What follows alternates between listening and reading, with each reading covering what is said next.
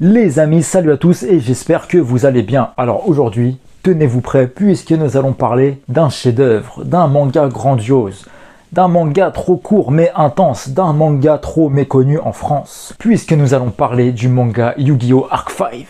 The show must go on. C'est l'heure du duel, je suis le roi des jeux. En 2014, nous avons donc vu apparaître Yu-Gi-Oh! Arc 5, la 5e série animée de la licence Yu-Gi-Oh! Produit par le studio Gallop qui comptabilise 148 épisodes. Alors, Yu-Gi-Oh! Arc 5, c'est un chef-d'œuvre, c'est une pépite incroyable. Vous connaissez mon amour pour cette série, hein. Franchement, je la place dans le haut du tableau des spin-off Yu-Gi-Oh! Et même de mes animés préférés en général. Franchement, Arc 5, c'est une belle pépite. Bien qu'au premier abord, on a l'impression de voir une série pour gamins, mais finalement, c'est mine de rien le spin-off Yu-Gi-Oh! Le plus sombre et le plus tragique qu'on ait eu. Il y a des guerres, de la tragédie, de l'épique, des duels incroyables, notamment le duel entre Yuya et Jack Atlas dans la dimension synchro. Oh là là là là. Ça, je crois que c'est mon top 3 de mes duels préférés de tout Yu-Gi-Oh! Il est extraordinaire. Surtout dans le contexte dans lequel ils sont en train de livrer leur duel. Et l'animation et la musique qu'il y avait à ce moment-là, oh, Yu-Gi-Oh! Arc 5 est donc une série au début qui est assez molle, etc. mais qui petit à petit va monter crescendo pour atteindre un certain niveau d'excellence. Ouais.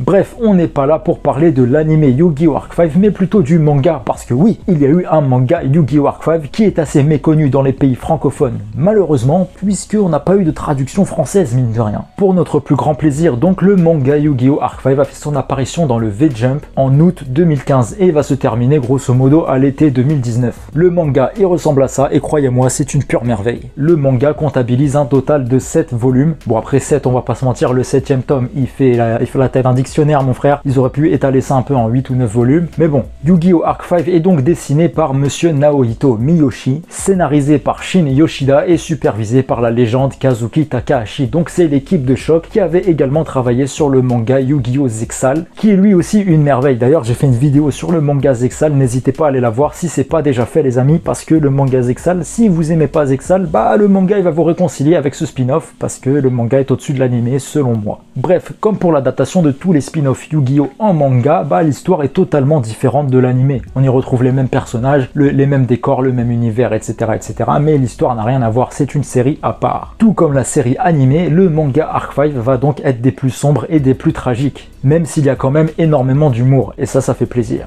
L'histoire est folle, les dessins sont sublimes, et graphiquement, oh là là, c'est une gifle à chaque page, croyez-moi, c'est incroyable. Une réalisation folle et des doubles pages qui vont remettre toute notre vie en question de par leur beauté et leur fraîcheur. Et tout cela sera sublimé par une histoire magnifique des plus touchantes. Le même univers que l'anime, plus ou moins les mêmes personnages, mais une histoire totalement différente, mais tout aussi bien. Les personnages ont plus ou moins les mêmes caractéristiques et les mêmes decks, sauf que ils sont quand même, mine de rien, un petit peu différents. Par exemple, Yuya, qui dans le manga a l'air beaucoup plus grand, qui est beaucoup plus badass, beaucoup plus stylé. Regardez-moi ce flow incroyable, la badassitude est au max de la maxence là. On aura également droit à des personnages propres au manga des plus charismatiques. Bref, tout ça c'est bien beau, mais le pitch du manga Yu-Gi-Oh! Arc 5, qu'est-ce que c'est? L'histoire se déroule à Miami City où la Leo Corporation a développé la solide vision, capacité à donner une masse physique aux hologrammes. Le manga commence et on suit Yuya Sakaki, un mystérieux duelliste avec la capacité de l'invocation pendule.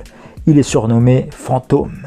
Il est en cavale et pourchassé par la Leo Corporation, dirigée par un certain Reiji Akaba, après avoir piraté leur système pour manipuler librement la technologie Solid Vision pour son propre usage. Il se fera repérer par la Leo Corporation alors qu'il fera apparaître sa carte emblématique, le Odd Eyes Phantom Dragon, afin de faire sourire un enfant, et sera donc pris en chasse comme si c'était un monstre, avec l'armée, des hélicoptères, etc. à ses trousses. Et déployer tout ça pour un simple hacker, ça me paraît beaucoup. On devinera tout de suite qu'il s'agit de plus que ça, et que Reiji Akaba nous cache forcément quelque chose.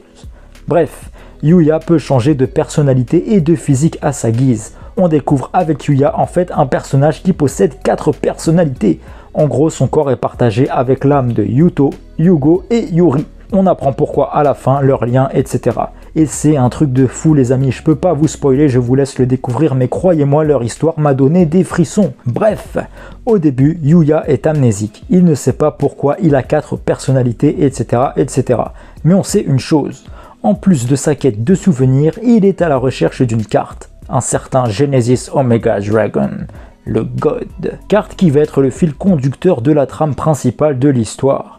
L'histoire commence où, comme je vous ai dit, Yuya est pris en chasse, il se fait cramer et se fait défier en duel par un certain Sawatari qui travaille pour la Leo Corporation. Et une certaine Yuzu assistera à ce duel. Son but, que Yuya rejoigne son école de duel, puisque dans son école, c'est la Hesse. Elle est avec son père, ils sont que 2 à l'école, ils n'ont aucun élève, etc. Ils n'ont pas d'argent. Et elle se dit qu'avoir le fantôme dans son école, forcément, ça va faire de la pub, ça va faire du buzz, et donc ramener du monde, et donc ramener du fric. Et en plus, elle le trouve beau gosse, mine de rien. Yuzu, qui dans le manga est bien vénale, et franchement, elle kiffe le bif, elle ne pense qu'à ça. D'ailleurs, le lien entre Yuya et Yuzu est incroyable. Leur relation qui évoluera petit à petit, et à la fin, les amis, à la fin, c'est un truc de fou. Tout le lien entre eux deux apparaît subtilement, c'est un truc de fou. Ceux qui ont lu le manga savent de quoi je parle.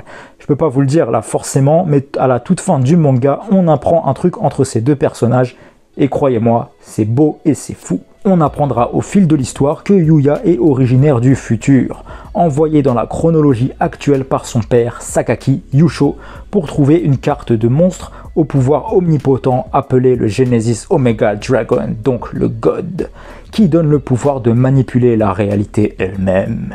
Yuya vient d'un futur apocalyptique et il en est le seul survivant. Enfin le seul. Non, puisque la véritable raison pour laquelle il est poursuivi par Reiji est que lui aussi vient de la même époque que Yuya, et il le blâme d'ailleurs par rapport à son père Yusho pour avoir détruit leur époque, quand il a volé la carte God qui appartenait à son père Leo Akaba. Enfin ça, c'est la version de Reiji, en vérité ce n'est pas exactement ça, mais je ne vous en dirai pas plus. Au fil de l'histoire, les 2 parties uniront provisoirement leurs forces lorsque Yuya et Reiji se retrouveront ciblés par une 3e faction dirigée par une mystérieuse jeune femme appelée Eve, qui a besoin de l'énergie de Adam Factor, que possèdent en eux Yuya et Reiji, afin de restaurer le pouvoir du Genesis Omega Dragon que elle a en sa possession, afin qu'elle et ses disciples puissent créer une réalité idéale pour eux-mêmes. Alors que dire du manga si ce n'est que c'est un manga des plus incroyables, car comme pour l'anime Arc 5 qui est excellent, le manga est excellent lui aussi, et croyez-moi, de tous les spin-off Yu-Gi-Oh qu'on a eu en manga, je précise en manga, le manga Arc 5 est de loin le plus réussi et le plus stylé, selon moi, encore une fois. L'équipe de Choc qui a travaillé sur ce manga nous a vraiment fait plaisir, comme elle nous avait fait plaisir sur le manga Sexal, mais là elle nous a encore plus fait plaisir, en espérant qu'un jour on ait une traduction française afin qu'un max de personnes puissent découvrir cette fabuleuse histoire. Ce manga est fou les amis, croyez-moi, le lien entre les personnages est des plus touchants et bien écrit et bien travaillé. J'ai eu les frissons plusieurs fois en lisant ce manga. Et puis mine de rien, ça se lit assez vite parce que 7 tomes, c'est 7 tomes, ça se lit très vite. Mais bon, vaut mieux un truc court et intense qu'un truc long qui sert à rien et qui endort tout le monde.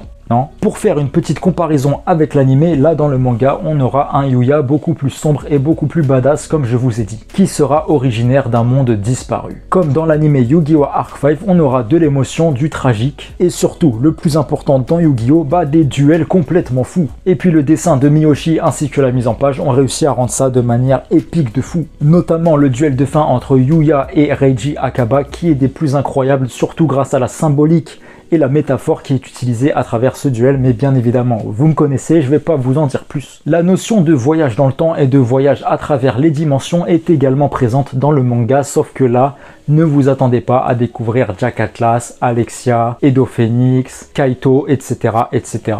Là, ces personnages-là ne seront pas présents, malheureusement, mais comme je vous ai dit, on aura d'autres personnages propres au manga qui seront des plus stylés, des plus intéressants et des plus charismatiques. Dans ce manga, on aura également droit à une fin sublime, contrairement à l'anime, je trouve, où la fin de l'anime m'a un petit peu laissé sur ma faim, puisque je vous avoue, j'ai pas tout capté. Elle était assez bresson et bâclée. Là, ici, on a un manga qui se finit très bien avec une dernière page. Une dernière page, les amis, qui m'a mis des frissons.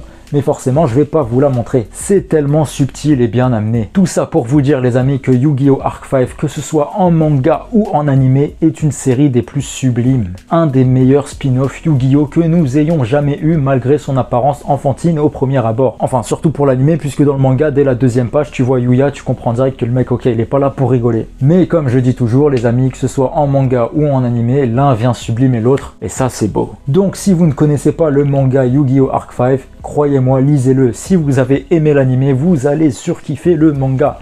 Et si vous n'avez pas aimé l'anime, vous allez surkiffer le manga quand même.